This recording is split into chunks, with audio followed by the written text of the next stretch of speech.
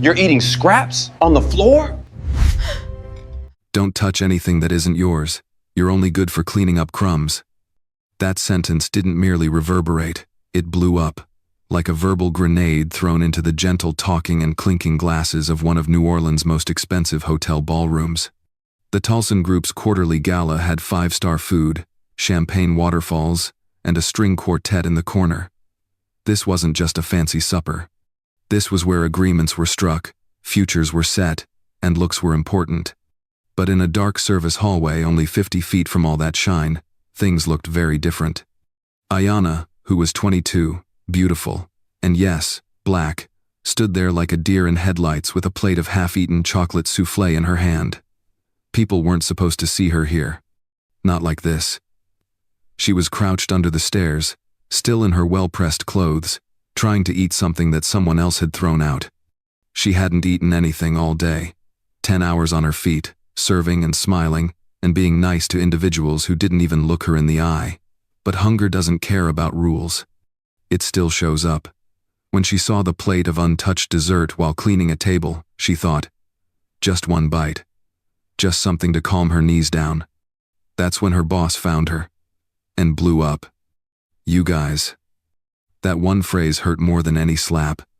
Darren Calloway was right around the corner, watching discreetly. CEO, a billionaire, the person who started the firm that is hosting the celebration, also black. But he was protected from the same kind of bigotry that Ayanna had just experienced because he had money and power. He had came down to check things out quickly. He got a punch to the heart. This isn't just another viral video. This is a black story that takes away the velvet veil and shows you what happens when people break through the hierarchy. At Hidden Worth, we tell the tales that other people don't, the actual ones, the ones that are buried, the ones that hurt your chest. Stay with us, because what Darren does next alters everything. Let's get started. Darren stayed still. He stood there, only a few feet away, watching the action play out like a movie he never committed to direct. At first, Ayanna didn't see him. She set the plate down on a nearby utility cart, and her hands shook. The manager walked out, her shoes clicking on the tile floor like gunshots, and she kept mumbling abuses under her breath. Ayanna took a long breath, turned slowly, and suddenly stopped. There he was, Darren Calloway, black suit that fits perfectly, cufflinks made of gold, calm face, eyes that are hard to read. She closed her eyes. For a moment, she felt she was seeing things. What would the CEO be doing in the service corridor? But the more he stayed there, quiet and unmoving, the more her heart started to race. I'm so sorry, Calloway, she murmured, her voice barely above a whisper. I didn't steal. I promise. I just thought no one would mind that there was extra and I hadn't eaten. Her voice broke. She bit her lip. She couldn't afford to cry. Not in front of him. Darren slowly stepped forward, his polished shoes making almost no noise. What's your name? He asked softly. She swallowed heavily. Ayanna Brooks. He stared at her for a long time, not just looking but truly seeing. She was still embarrassed, and her face was still red. Her posture was stiff since she had been screamed at, and her eyes deep brown and shining, not with shame but with something darker. Dignity. Did you eat anything today, Ayanna? He said softly. She shook her head. He nodded slowly once. That's not right. Ayanna's eyes got bigger. She didn't sure what to anticipate, but it wasn't kindness. Not from someone like him. He was powerful. He was important. In his world, people like her were supposed to stay hidden. Darren, on the other hand, didn't look away. He stayed. He pointed at the plate on the cart. Go ahead. Finish it. Ayanna thought for a moment. Sir, I don't want to lose my job. He said firmly, you won't. Not tonight. Not for this. Her shoulders lowered for the first time in hours, maybe even days. She carefully sat down on the overturned milk crate next to the wall and picked up the plate again. Darren stood a few feet away from her, arms crossed, and watched as she took a little, deliberate, thankful mouthful. At that time, there was no CEO. There is no waitress. There is no change in titles or bank accounts. Just one person looking at another person. And something in Darren's chest changed. That night, Darren didn't sleep. He went back to his penthouse suite on the 18th floor, but the memory of that hallway kept repeating in his head like a broken record. Ayanna gazed at him not with dread of authority, but with the tiredness of someone who was used to being ignored. Again and again. All the time. He started the Tulsan group from nothing. From working at a roadside cafe to flipping burgers to owning property on 3 continents. He knew what it was like to fight.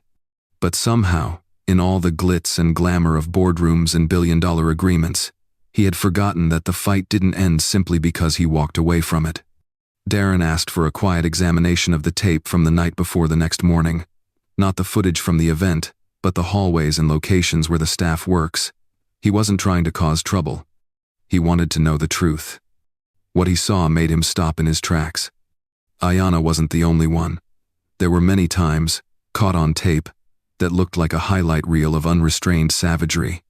A floor manager grabbed a tray from a young black busboy's hands and said, "Don't drop it this time." A server was advised to use the service door because guests might feel uncomfortable. And then, once more, Ayanna. She had offered to help a white server move a large tray just a few hours before the dessert incident. The server waved her away with a smirk. "Just keep wiping the tables. That's more your style." Darren sat back in his chair, shocked. This wasn't just a bad night, or one boss acting badly. This was part of the culture, a decay that had spread to the house he built. Later that day, he asked to talk to the banquet manager alone. This was the same woman who had yelled at Ayanna. She strode into the room with confidence, not knowing what was about to happen. Darren started off quietly. "I wanted to ask about something that happened last night. A young server named Ayanna Brooks. You saw her eating something in the rear. Do you remember what you did about that?" The woman laughed a little. "That girl? I mean, she's nice and all, but you have to be careful with that sort. If you let things slip, they get too comfy." "That kind?" Darren said again, his voice low. "She didn't even blink. You know what I mean. We've had problems with people like her in the past. It's not personal." Darren's jaw tightened. For a moment, the room was very quiet. He looked her in the eye and said, "It just got personal." At that moment, he knew he couldn't ignore this. Not anymore. He wasn't going to just answer. He was going to tidy up. Darren sat in a small, windowless security office on the ground floor, observing as the visitors sipped champagne under gold chandeliers and spoke about yacht clubs and investment portfolios. The monitoring team had let him see all of the camera feeds that were only for staff. What he saw validated what he had been afraid of the night before. Ayanna's experience wasn't unique. It was part of the system. Ayanna was seen helping to set up the dessert stand at 6:03 p.m., a whole hour before the festivities started. She was moving rapidly, working hard, and smiling, even though she hadn't had a break. She offered to help a man in a neat white shirt, who was also a server, fix a floral arrangement that had fallen over. He didn't pay attention to her. At 7:21 p.m., one of the wine trays in the dining hall fell over. A guest, who was a rich board member, rose up right away and started yelling. Ayanna, who was the nearest server, stood forward and said she was sorry, even though it was the kitchen staff's mistake. She was scolded, very loudly. No questions, no looking into it. The guest yelled, "You people always mess things up." Ayanna only nodded, looked down, and cleaned up the mess. No one got involved. The worst moment happened at 8:42 p.m. A line of workers waited to get their turn to get water. Ayanna stepped forward after waiting patiently behind 3 other people. As she grabbed for a bottle, an older server looked her up and down and said, "I hope you didn't leave grease on the handle." 2 other people laughed. Darren moved to the front of his chair. He had his fists clenched. There was more than just a culture of quiet. It was a system of harsh behavior, the kind that hides behind rules. The type that says, "It's just a joke," or "Don't be so sensitive to get out of trouble." But that wasn't hilarious. It ate away at things. What struck him most wasn't what people said, but how Ayanna reacted. She never got angry. She never rolled her eyes. Never pushed back. She kept on working, with style, with concentration. She even saw a dishwasher having trouble lifting a pail of filthy glasses at one point. She didn't think twice about helping, even if it wasn't her job. There were no cameras pointing directly at her. There weren't any supervisors around. She did it because it was the correct thing to do. Darren let out a long breath and pushed away from the desk. He had seen enough. Folks above were toasting company values and team excellence, but the folks who were really running the show were being walked on in the dark. But that was going to change, beginning tonight. It was close to 10:30 at night, as Darren discreetly went back to the staff area of the hotel. The party was still going strong in the ballroom, with music playing and champagne pouring, but he didn't want to hear any speeches or take any photographs. He wanted to see what the cameras couldn't properly show. Things were winding down in the service hallway. The staff was going more slowly now since they were tired. They were clearing trays and stacking plates. And then he spotted Ayanna, still at work, still smiling. She was cleaning silver platters near the back prep counter when she heard a quiet groan coming from behind the ice machine. Marvin, the 6'4" dishwasher, was the one. He was a shy man with bad knees who only spoke a few words a day. He had dropped his gloves and was having trouble lifting a tub full of wet dishes. Most people just walked by him. Everyone had to worry about cleaning up their own mess, but Ayanna didn't. She didn't think twice about putting down her cloth and running to his side. Hey, don't push yourself too hard. Let me help you, Mr. Marvin, she offered, taking one side of the bin gently. They all lifted it up to the counter. He smiled a little. Thanks, little girl. I was about to give up on that one. Ayanna laughed softly. Not tonight. We've come this far.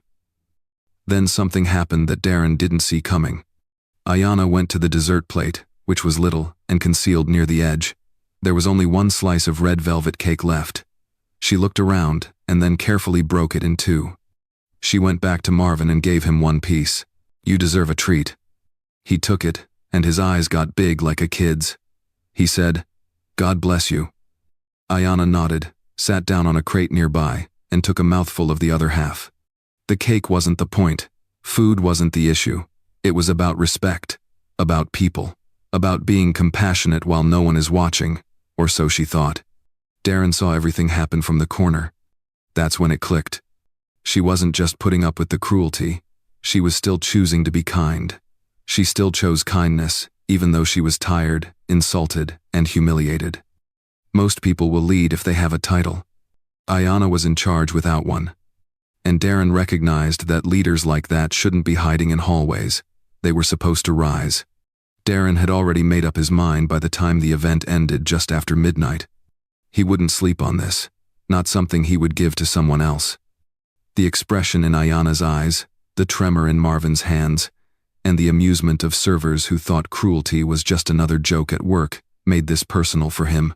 Darren phoned human resources when he got back to his room. Not his helper. His PR team wasn't. At 12:17 a.m., he called the head of HR directly. I need a complete employment file on Ayanna Brooks, he said. Tonight. And I need to know why she's still serving trays instead of getting ready to be a manager. The person on the other end of the line paused. Sir, she's not on the path to leadership. She doesn't have a college degree, and she... Darren cut in. I didn't ask about her degree.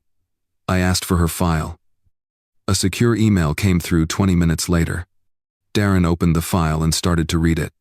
What he found shocked him. Ayanna used to be a rising star, the best student in high school. They gave me a full-ride scholarship at LSU to study hospitality management. She was on her way to being a textbook success story. But in her second year of college, her mother was found to have late-stage breast cancer. Ayanna left school to take care of her full-time. No loans. There is no safety net. She drove her mother to chemo and worked double shifts at cafes and event spaces. There were no complaints about her, no write-ups, no missed days. There are just favorable testimonials from coworkers and notes from bosses saying things like, always shows up early, takes initiative, and guests, remember her name. She was not hidden, they just never took the time to properly look at her. Darren sat back and watched the city lights outside, his window blur as his mind raced. He had seen ambition in other people. He had employed people who had gone to Ivy League schools, were former military officers, or were trying to go up in their jobs. But what about Ayanna? She had something more special. Strength, grace in the face of danger, a natural ability to lead that comes from caring for others. He called again. This time, he called the manager of the hotel. At 9 a.m., I want all of the department heads in the conference room tomorrow. No exclusions.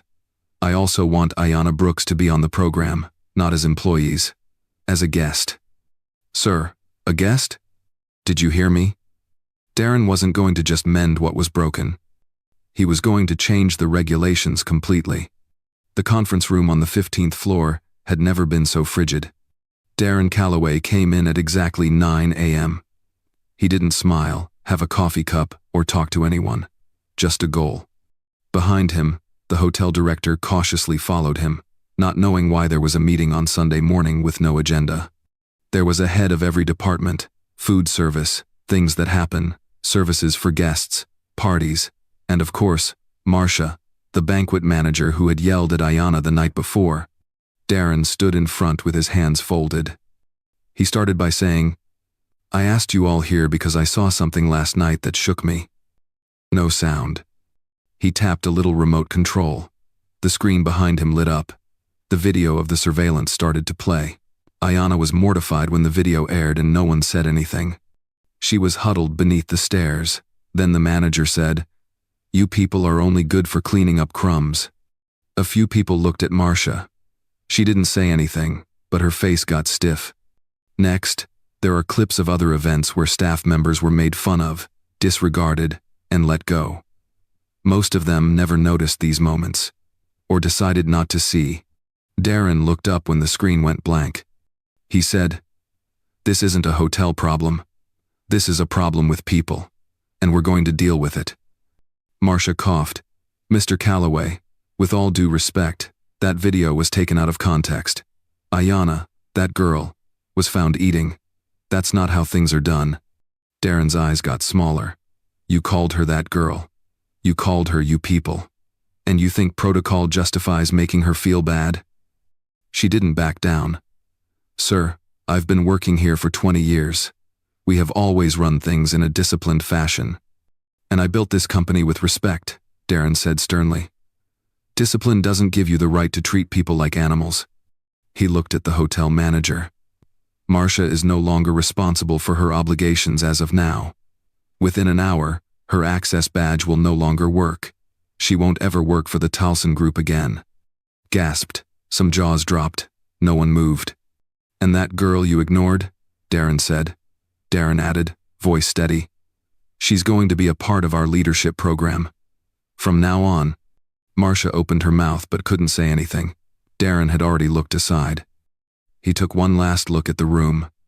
"If you observe something wrong and don't say anything, you're part of it. If you chuckle at someone being mean to fit in, you're weak. And if you ever think that someone's worth is based on their job or the color of their skin, you don't belong here." After that, he left. Not to a meeting room, not to a news conference. He went to look for Ayanna. Because the actual work was just getting started. Ayanna had no idea that her life was about to alter. She came to work just like she did every other morning, hair held back, uniform ironed, and a smile on her face. The ache from the night before still hurt, but she had learned to deal with it without making a fuss. In her view, being there was more important than being seen. When her boss came over to her in the dining hall, she was filling up water glasses. Her voice was abnormally gentle. "Mister," he said, "Calloway wants to see you. Now." Ayanna stopped. Her heart fell. Was this all? Were they really letting her go? She walked behind the man down the long hallway, and with each step, it felt like the sound got louder. Her hands were wet, her thoughts raced.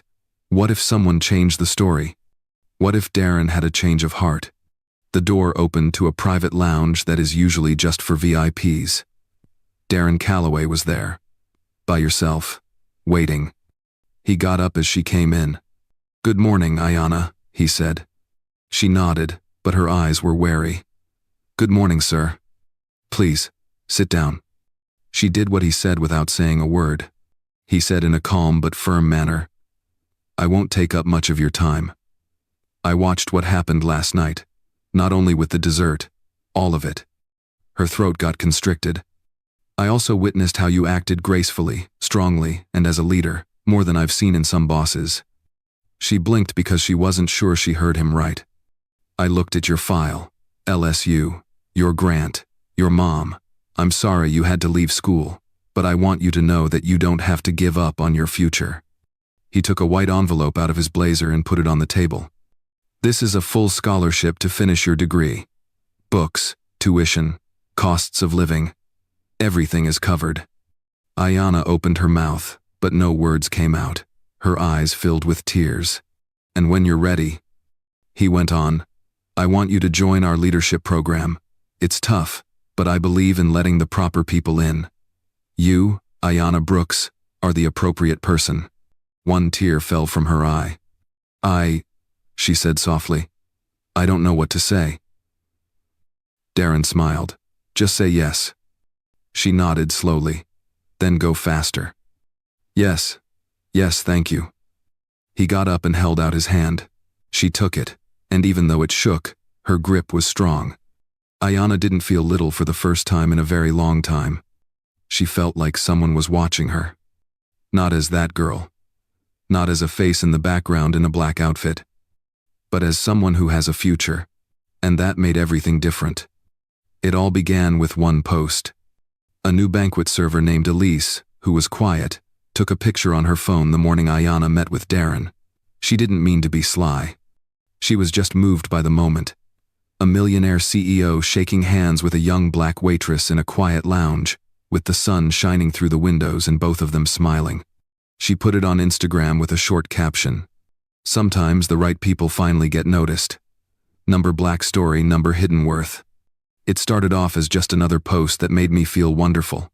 A few people liked it. A few things coworkers said. But then it caught fire. Someone posted it on Twitter. Then there was Reddit. After that, Facebook.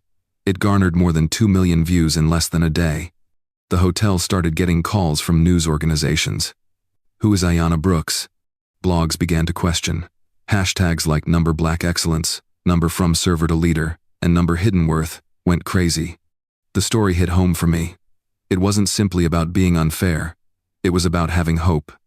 What can happen when someone in charge decides to help other people instead of ignoring them? Darren, who is usually a private person, agreed to a short interview with a local station. He just said, "I didn't do anything heroic. I just paid attention." That one line was quoted all over the place. At the same time, Ayanna's email was full of messages from people she didn't know. Young girls who saw themselves in her, parents who had to work 2 jobs just to get by, and hospitality workers who had their own experiences of being ignored and dismissed. A teacher in Baton Rouge wrote, "Today my students are reading about you. You taught them what it is to be graceful." One chef from Atlanta wrote, "I cried in my car. Thanks for not breaking." Famous people even noticed. "Let's get this girl on my couch," tweeted a well-known talk show presenter. Ayanna, on the other hand, stayed grounded. She still helped clean up after her shifts, still said hello to everyone by name. She still wore the same black shoes she had for 2 years. They were worn at the edges but still strong.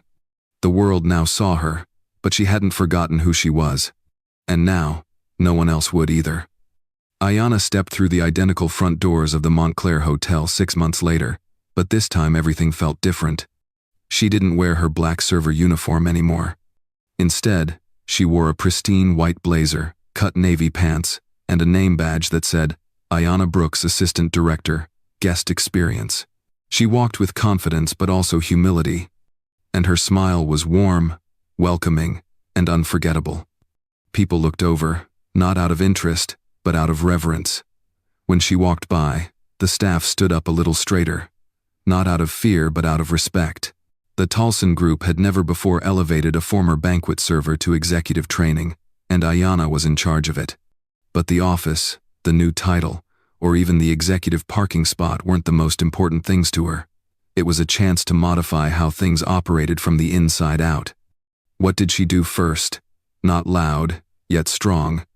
She put up anonymous feedback boxes for staff in every department. Her second, a revolving mentorship program that connected new hires, especially those from marginalized neighborhoods, with experienced leaders. She made time every week to meet with the culinary, housekeeping, and valet workers, not to look at, to hear. She knew what they were going through, because she had been in their shoes before, exhausted, unrecognized, and not given enough credit.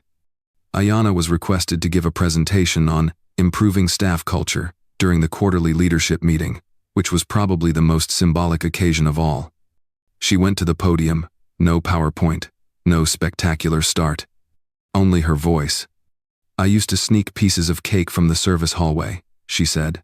"Not because I was lazy, because I was hungry and couldn't be seen. No one should feel that way at work. Not here, not at all."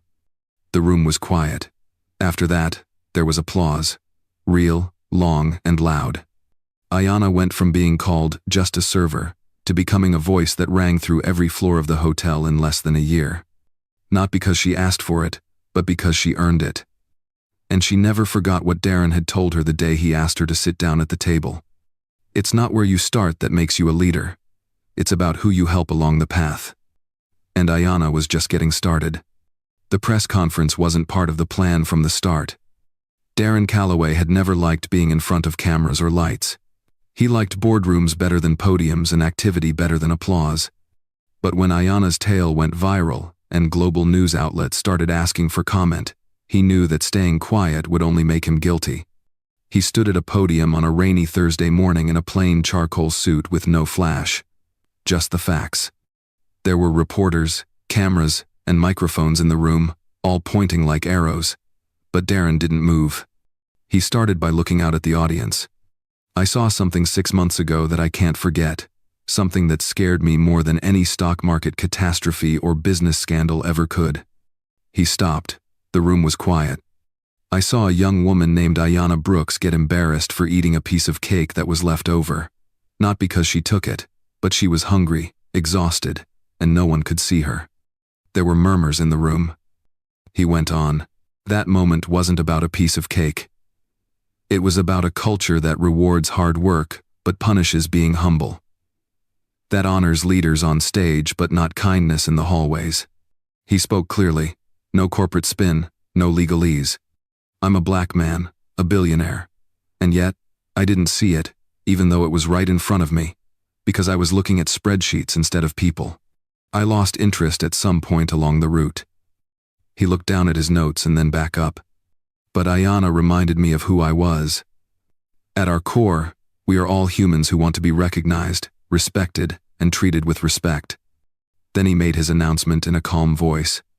"I'm starting the Ayanna Brooks Foundation today, a full-ride scholarship program for students from underrepresented groups who want to work in hospitality and service leadership. Plus, we're going through every property we own with a fine-tooth comb. All of the departments, all of the policies.